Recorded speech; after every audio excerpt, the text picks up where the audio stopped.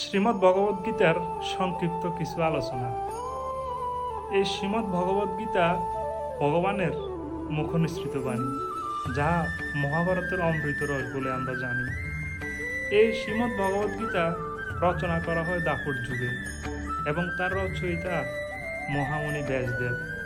এই শ্রীমদ্ ভগবদ গীতার মধ্যে 18টি অধ্যায় এবং 700টি শ্লোক আছে।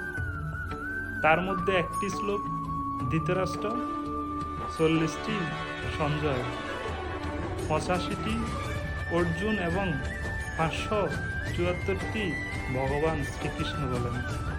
আসুন আমরা সবাই এই 700 শ্লোকযুক্ত শ্রীমদ্ ভগবদ গীতা অধ্যয়ন করি এবং নিজের জীবনে প্রয়োগ করি, তার সাথে অন্যকে অনুপ্রেরিত করি। হরে কৃষ্ণ। মুরলী মনোহর মোহনা